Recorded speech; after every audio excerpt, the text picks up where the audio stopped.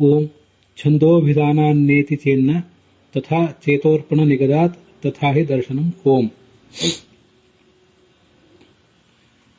ಪ್ರಣೇತಾ ಜ್ಯೋತಿರಿತ್ಯಾದ್ಯೈಃ ಪ್ರಸಿದ್ಧೈರನ್ಯವಸ್ತುಷು ಉಚ್ಯತೆ ವಿಷ್ಣುರೇವೈಕಃ ಸರ್ವೈಃ ಸರ್ವಗುಣತ್ವತಃ. ಈ ಅಗ್ನಿ ಸೂಕ್ತ ಎಲ್ಲೆಲ್ಲಿ ಕಂಡು ಬರ್ತವೆ ಅಲ್ಲಿ ಇರುವಂತಹ ಅಗ್ನಿ, ಜ್ಯೋತಿ ಇತ್ಯಾದಿ ಎಲ್ಲ ಶಬ್ದಗಳು ಕೂಡ ಭಗವಂತನನ್ನೇ ಪ್ರತಿಪಾದನೆ ಮಾಡ್ತವೆ ಅಂತ ನೀವು ಏನು ಹೇಳಿದ್ರಿ, ಅದು ನೀವು ಸಮರ್ಥನೆ ಮಾಡಿದ್ರಿ. ಆದರೂ ಅದು ಸರಿಯಲ್ಲ,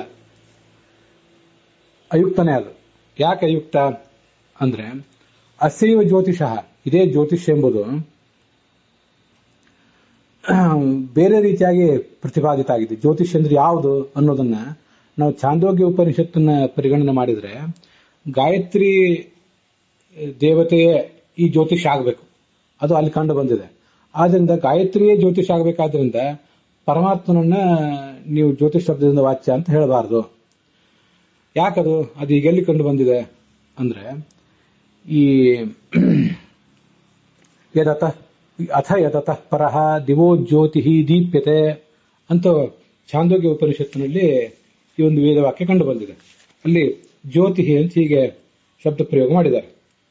ಛಾಂದೋಗ್ಯ ಉಪನಿಷತ್ತಿನ 3ನೇ ಅಧ್ಯಾಯದ 13ನೇ ಖಂಡದ 7ನೇ ಮಂತ್ರ ಅದು. ಅದಕ್ಕೆ ಅರ್ಥ ಏನು? ಸ್ವರ್ಗಲೋಕಕ್ಕಿಂತಲೂ ಎತ್ತರದಲ್ಲಿ ಬೆಳಗ್ತಾ ಇದೆ ಒಂದು ಜ್ಯೋತಿ.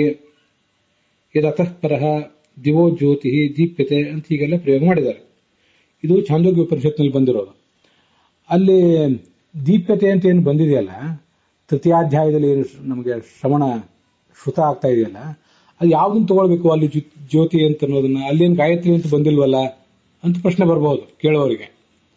ಗಾಯತ್ರಿ ಅಂತ ಅಲ್ಲಿ ಬಂದಿಲ್ಲ, ಆದರೆ ಅದೇ ಛಾಂದೋಗ್ಯ ಉಪನಿಷತ್ನಲ್ಲಿ ಆರಂಭದ ಭಾಗವನ್ನು ನೋಡಬೇಕು. ಅಂದ್ರೆ 3ನೇ ಅಧ್ಯಾಯದ ಆರಂಭದ ಭಾಗವನ್ನ ಗಮನಿಸಬೇಕು.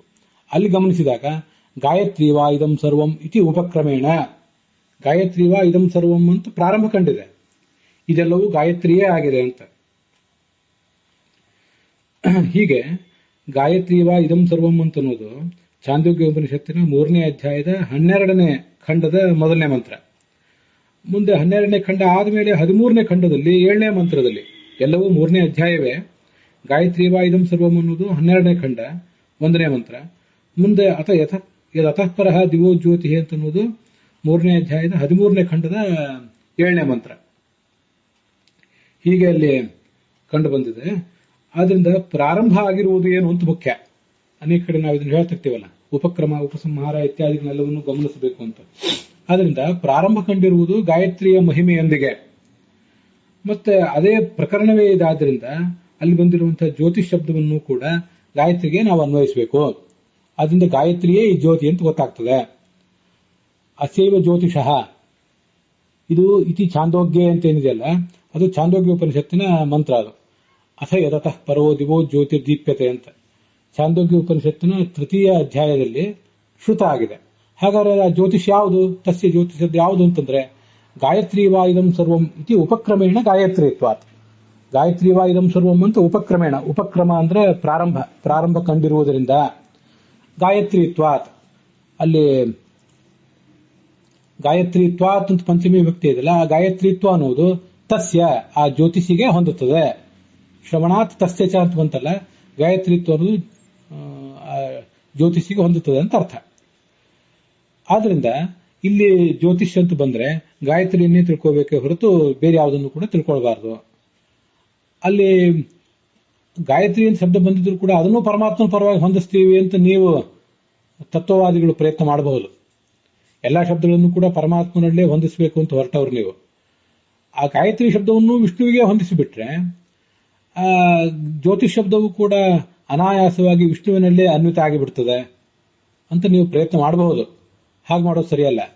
ನಹಿ ತಸ್ಯಾಪಿ ವಿಷ್ಣುತ್ವೇ, ಅದನ್ನು ಆ ಗಾಯತ್ರಿ ಶಬ್ದ ವಾಚ್ಯನಾದವನು ಕೂಡ ವಿಷ್ಣುವೇ ಅಂತ ಆಗಿಬಿಟ್ರೆ ಗಾಯತ್ರಿ ವಾಗಾದಿ ಅನ್ಯತ್ರ ಪ್ರಸಿದ್ಧ ಶಬ್ದೋಕ್ತೋ ಪ್ರಯೋಜನಮಸ್ತಿ.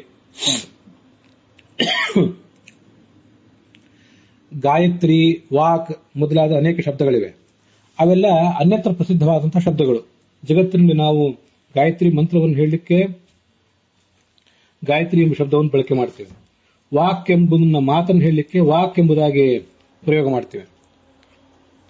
ಈ ಅವೆಲ್ಲ ಬೇರೆ ಬೇರೆ ಕಡೆ ಪ್ರಸಿದ್ಧವಾಗಿರುವಂತಹ ಶಬ್ದಗಳೇನಿವೆ, ಆ ಶಬ್ದಗಳನ್ನು ಮತ್ತೆ ಅಲ್ಲಿ ಪ್ರಯೋಗ ಮಾಡೋದು ಹೇಗೆ ಅಂತ ಸಮಸ್ಯೆ ಬಂದ್ಬಿಡ್ತದೆ. ಎಲ್ಲಾ ಶಬ್ದಗಳನ್ನು ನೀವು ತಗೊಂಡೋಗಿ ವಿಷ್ಣುವಿನಲ್ಲೇ ಅನ್ವಿತ ಮಾಡಿಬಿಟ್ರೆ ಅಲ್ಲಿ ಅದನ್ನು ಪ್ರಯೋಗ ಮಾಡೋದು ಹೇಗೆ? ಅನ್ಯತ್ರ ಪ್ರಸಿದ್ಧ ಶಬ್ದೋಕ್ತವು, ಅನ್ಯತ್ರ ಬೇರೆ ಬೇರೆ ವಸ್ತುಗಳಲ್ಲಿ ಪ್ರಸಿದ್ಧವಾದ ಶಬ್ದಗಳಿಗೆ ಉಕ್ತಿ, ಅದನ್ನು ಹೇಳುವುದಕ್ಕೆ ಒಂದು ಪ್ರಯೋಜನವೇ ಇಲ್ಲ ಅಂತ ಆಗ್ತದೆ. ಅದು ಯಾಕೆ ಹೇಳಿರ್ತಾರೆ? ವಾಕ್ ಎಂಬ ಶಬ್ದದಿಂದ, ಗಾಯತ್ರಿ ಎಂಬ ಶಬ್ದದಿಂದ ಹೇಳಲಿಕ್ಕೆ ಕಾರಣ ಏನು? ವಾಕನ್ನು ಹೇಳಬೇಕು, ಗಾಯತ್ರಿಯನ್ನು ಹೇಳಬೇಕು ಅಂತ ಅವ್ರ ಉದ್ದೇಶ ಆಗಿರ್ತದೆ. ಮಾತನ್ನು ಹೇಳಬೇಕು, ಗಾಯತ್ರಿಯನ್ನು ಹೇಳಬೇಕು ಅನ್ನೋದು ಅವ್ರ ಉದ್ದೇಶ ಆಗಿರ್ತದೆ. ಆ ಪ್ರಯೋಜನವನ್ನೇ ನೀವು ಅಲ್ಲಗಳೆದಂತಾಗಿಬಿಡ್ತದೆ, ಪ್ರಯೋಜನಕ್ಕೆ ಧಕ್ಕೆ ತಂದಂತಾಗ್ತದೆ. ಆದ್ರಿಂದ ಆ ಗಾಯತ್ರಿ ಶಬ್ದವನ್ನು, ಅಲ್ಲಿ ಬಂದಿರುವಂತಹ ಗಾಯತ್ರಿ ಶಬ್ದವನ್ನು ನೀವು ಹಾಗೆ ಸಮನ್ವಿತ ಮಾಡಬಾರದು ಅಂತ ಅರ್ಥ. ಅಲ್ಲಿ ಗಾಯತ್ರಿ, ವಾಕ್ ಅಂತೆಲ್ಲ ಎರಡು ಬಂದಿದೆಯಲ್ಲ, ಎರಡು ಯಾಕೆ ಬಂದಿದೆ ಅಂದ್ರೆ, ಆ ಛಾಂದೋಗ್ಯ ಉಪನಿಷತ್ತಿನ 3ನೇ ಅಧ್ಯಾಯದ 12ನೇ ಭಾಗ ಖಂಡ ಏನಿದೆಯಲ್ಲ, ಅಲ್ಲಿ ಗಾಯತ್ರಿ ವಾ ಇದಂ ಸರ್ವಂ ಭೂತಂ ಯಜಿದಂ ಕಿಂಚ ವಾಗ್ವೈ ಗಾಯತ್ರಿ ವಾಗ್ವಾ ಇದಂ ಸರ್ವಂ ಭೂತಂ ಅಂತ ಮೊದಲು ಗಾಯತ್ರಿ ಅಂತಿದೆ, ಆಮೇಲೆ ವಾಕ್ ಅಂತಿದೆ. ಆದ್ರಿಂದಾಗಿ ವಾಕ್ ಗಾಯತ್ರಿ ಅಂತ ಹೀಗೆ ಎರಡೆರಡು ಶಬ್ದಗಳನ್ನ ಪ್ರಯೋಗ ಮಾಡಿದ್ದಾರೆ. ಆದ್ರಿಂದ ಎಲ್ಲೆಲ್ಲಿ ಇಂಥ ಶಬ್ದಗಳೆಲ್ಲ ಬಂದಲ್ಲೆಲ್ಲ ನೀವು ಅದನ್ನು ವಿಷ್ಣುವಿಗೆ ತಗೊಂಡು ಹೋಗಿ ಹೇಳುವುದಾದ್ರೆ ಅಂತಹ ಶಬ್ದಗಳನ್ನು ಹೇಳಲಿಕ್ಕೆ ಏನು ಪ್ರಯೋಜನ?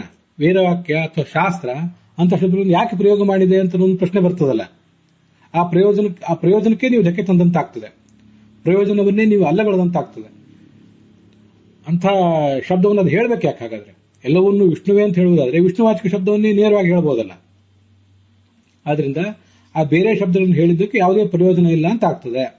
ಅನುವಾದದಲ್ಲಿ ಅಷ್ಟು ಸ್ಪಷ್ಟವಾಗಿ ಬಂದಿಲ್ಲ, ಅದು ಶಬ್ದಗಳಿಗೆ ಪ್ರಯೋಜನವೇ ಇಲ್ಲದಂತಾಗುತ್ತದೆ ಅಂತಂದ್ರೆ, ವಿಷ್ಣುವನ್ನೇ ಆ ಶಬ್ದದಿಂದಲೂ ನೀವು ಹೇಳುವುದಾದ್ರೆ ಸ್ಪಷ್ಟವಾಗಿ ವಿಷ್ಣುವಾಚಕವಾದ ಶಬ್ದಗಳನ್ನೇ ಹೇಳ್ಬೋದಲ್ಲ. ಅದನ್ನ ಬಿಟ್ಟು ಈ ಶಬ್ದಗಳನ್ನು ಯಾಕೆ ಹೇಳಿದ್ರು? ಆ ಥರದ ಬೇರೆ ಶಬ್ದಗಳನ್ನು ಹೇಳಲಿಕ್ಕೆ ಏನು ಪ್ರಯೋಜನ ಅನ್ನುವುದು ನಿಮ್ಮ ತತ್ವವಾದದಲ್ಲಿ ಸ್ಪಷ್ಟ ಆಗೋದಿಲ್ಲ. ಆದ್ರಿಂದ ಬೇರೆ ಬೇರೆ ಶಬ್ದ ಯಾವುದೇ ಬಂದರೂ ಕೂಡ ಅದು ಅವರವರನ್ನೇ ಹೇಳ್ತದೆ ಅಂತ ತಿಳ್ಕೋಬೇಕು. ಎಲ್ಲವನ್ನು ತಗೊಂಡೋಗಿ ವಿಷ್ಣುವಿಗೆ ಅನ್ವಯಿಸಬಾರದು ಅಂತ ಪ್ರಶ್ನೆ ಮಾಡುವವರ ಅಭಿಪ್ರಾಯ. ಮುಂದೆ ಜ್ಯೋತಿಷ್ ಶಬ್ದ ಪ್ರಸ್ತುತೆ ತೇಜೋ ವೈ ಬ್ರಹ್ಮವರ್ಚಸಂ ಗಾಯತ್ರಿ ಇತಿ ತತ್ಪರ್ಯಾಯಸ್ಯ ತೇಜಸ್ ಶಬ್ದಸ್ಯ ಉಕ್ತೇಹೇ. ಈಗಿಲ್ಲಿ ದಿವೋ ಜ್ಯೋತಿ ಅಂತ ಬಂತು. ಛಾಂದೋಗ್ಯ ಉಪನಿಷತ್ನಲ್ಲಿ ಮೊದಲು 3ನೇ ಅಧ್ಯಾಯದ 12ನೇ ಖಂಡದಲ್ಲಿ ಗಾಯತ್ರಿ ಅಂತ ಶಬ್ದ ಬಂದಿದೆ. ಆಮೇಲೆ 13ನೇ ಖಂಡದಲ್ಲಿ ಜ್ಯೋತಿ ಶಬ್ದ ಬಂದಿದೆ. ಅಲ್ಲಿ ತೇಜಸ್ ಅಂತ ಎಲ್ಲಿ ಶಬ್ದ ಬಂದಿದೆ ಅಂತ ಯಾರಿಗಾರು ಪ್ರಶ್ನೆ ಬರಬಹುದಲ್ಲ. ಪೃಥ್ವಿ, ಅಪ್ಪು, ತೇಜಸ್ಸು, ವಾಯು, ಆಕಾಶ ಅಂತ 5 ಭೂತಗಳು. ತೇಜಸ್ ಅನ್ನೋ ಶಬ್ದ ಛಾಂದೋಗ್ಯ ಉಪನಿಷತ್ನಲ್ಲಿ 3ನೇ ಅಧ್ಯಾಯದ 12ನೇ ಖಂಡದಲ್ಲೂ ಬರಲಿಲ್ಲ, 13ನೇ ಖಂಡದಲ್ಲೂ ಬರಲಿಲ್ಲ. ತೇಜಸ್ ಶಬ್ದ ಅಲ್ಲಿ ಎಲ್ಲಿ ಬಂದಿದೆ ಅಂತಂದ್ರೆ, ತೇಜಸ್ ಶಬ್ದ ಬೇರೆ ಕಡೆ ಬಂದಿದೆ, ಅದನ್ನ ಇಟ್ಕೊಳ್ಬೇಕು ಅಂತ ಹೇಳ್ತಿದ್ದಾರೆ. ಅದೆಲ್ಲಿ? ತೇಜೋ ವೈ ಬ್ರಹ್ಮವರ್ಚಸಂ ಗಾಯತ್ರಿ ಅಂತ ಇನ್ನೊಂದು ವೇದವಾಕ್ಯ ಇದೆ. ಇದು ನಾನು ತುಂಬಾ ಹುಡುಕಿವೆ. ಕೌಶೀತಕಿ ಬ್ರಾಹ್ಮಣ, ಕೌಶೀತಕಿ ಉಪನಿಷತ್ತು ಮೊದಲಾದ ಕೆಲವು ಭಾಗಗಳಿವೆ. ಹಾಗೆ ತಾಂಡ್ಯ ಬ್ರಾಹ್ಮಣ ಅಂತ ಇನ್ನೊಂದು ಭಾಗ ಇದೆ. ಅದು ನನಗೆ ಅಂತರ್ಜಾಲದಲ್ಲಿ ಸಿಕ್ತು. ಅದಕ್ಕೊಂದು ಸಂಖ್ಯೆನೂ ಕೊಟ್ಟಿರ್ತಾರೆ, ಆ ಸಂಖ್ಯೆಯನ್ನು ನಾನೇನು ತೆಗೆದು ನೋಡ್ಲಿಕ್ಕೆ ಹೋಗಲಿಲ್ಲ. ಅಂತೂ ಕೌಶೀತಕಿ ಮತ್ತು ತಾಂಡ್ಯ ಅಂತ ಇಷ್ಟೆರಡು ಮೂಲ ಸಿಕ್ತು. ಆ ಕೌಶೀತಕಿ ಮತ್ತು ತಾಂಡ್ಯ ಇದಕ್ಕೆ ಸಂಬಂಧಪಟ್ಟ ಬ್ರಾಹ್ಮಣ ಎಲ್ಲದಕ್ಕೂ ಕೂಡ ಸಂಹಿತ, ಬ್ರಾಹ್ಮಣ, ಆರಣ್ಯಕ, ಉಪನಿಷತ್ತು ಅಂತ ಹೀಗಿರ್ತಿರ್ತದೆ. ಮಂತ್ರ, ಬ್ರಾಹ್ಮಣ, ಆರಣ್ಯಕ, ಉಪನಿಷತ್ತು ಅಂತ. ಅಲ್ಲಿ ಆ ಕೌಶೀತಕಿ ಮತ್ತು ತಾಂಡ್ಯಕ್ಕೆ ಸಂಬಂಧಪಟ್ಟ ಯಾವುದೋ ಒಂದರಲ್ಲಿ ಉಪನಿಷತ್ನಲ್ಲೋ ಹೀಗೆ ಎಲ್ಲೋ, ಅಥವಾ ಉಪನಿಷತ್ನಲ್ಲೋ, ಮಂತ್ರದಲ್ಲೋ, ಬ್ರಾಹ್ಮಣದಲ್ಲೋ ಎಲ್ಲೋ ಒಂದ್ ಕಡೆ ಇರಬಹುದು. ಹಾಗಾಗಿ ತೇಜೋವೈ ಬ್ರಹ್ಮವರ್ಚಸಂ ಗಾಯತ್ರಿ, ಗಾಯತ್ರಿಯಿಂದ ಯಾರು? ನಮಗೆ ಬ್ರಹ್ಮವರ್ಚಸ್ಸನ್ನು ಕೊಡುವ ತೇಜಸ್ಸೇ ಗಾಯತ್ರಿ ಅಂತ ಅಲ್ಲಿ ಹೇಳಿದ್ದಾರೆ. ಛಾಂದೋಗ್ಯ ಉಪನಿಷತ್ನಲ್ಲಿ ಅದನ್ನ ಜ್ಯೋತಿ ಅಂತ ಹೇಳಿದ್ದಾರೆ. ಹಾಗಾಗಿ ಜ್ಯೋತಿ ಅಂದ್ರೂ, ತೇಜಸ್ ಅಂದ್ರೂ, ಗಾಯತ್ರಿ ಅಂದ್ರು ಎಲ್ಲವೂ ಒಂದೇ ಅಂತ ಗೊತ್ತಾಗ್ತದೆ. ಇತಿ ತತ್ಪರ್ಯಾಯಸ್ಯ ತೇಜಸ್ ಶಬ್ದಸ್ಯ ಉಕ್ತೇಹೇ. ಜ್ಯೋತಿಷ್ ಶಬ್ದದ ಪರ್ಯಾಯವಾದ ತೇಜಸ್ ಶಬ್ದವನ್ನ ಅಲ್ಲಿ ಪ್ರಯೋಗ ಮಾಡಿದ್ದಾರೆ. ಜ್ಯೋತಿಷ್ ಶಬ್ದ ಪ್ರಸ್ತುತೆ, ಜ್ಯೋತಿಷ್ ಶಬ್ದದಿಂದ ಪ್ರಸ್ತುತವಾದದ್ದು. ಜ್ಯೋತಿಷ್ ಶಬ್ದದಿಂದ ಪ್ರಸ್ತುತವಾದ ಅಂದ್ರೆ ಹೇಳಲ್ಪಟ್ಟಂತಹ ಗಾಯತ್ರಿ ಎಂಬ ದೇವತೆ ಏನಿದೆ, ಆ ದೇವತೆಗೆ ತೇಜಸ್ ಎಂಬ ಶಬ್ದವನ್ನ ತಾಂಡ್ಯ ಅಥವಾ ಕೌಶೀತಕಿಯಲ್ಲಿ ಪ್ರಯೋಗ ಮಾಡಿದ್ದಾರೆ ಅಂತ ಅರ್ಥ. ತೇಜಸ್ ಶಬ್ದದಿಂದ ಪ್ರಸ್ತುತವಾದ ಆ ದೇವತೆ ಅಂತ ಸಪ್ತಮಿ ವಿಭಕ್ತಿಗೆ ಇಟ್ಕೋಬೇಕು. ಪ್ರಸ್ತುತವಾದ ಆ ದೇವತೆಯನ್ನು ಕುರಿತು ತೇಜಸ್ ಶಬ್ದವನ್ನ, ಜ್ಯೋತಿಷ್ ಶಬ್ದದ ಪರ್ಯಾಯವಾದ ತೇಜಸ್ ಶಬ್ದವನ್ನು ಪ್ರಯೋಗ ಮಾಡಿದ್ದಾರೆ.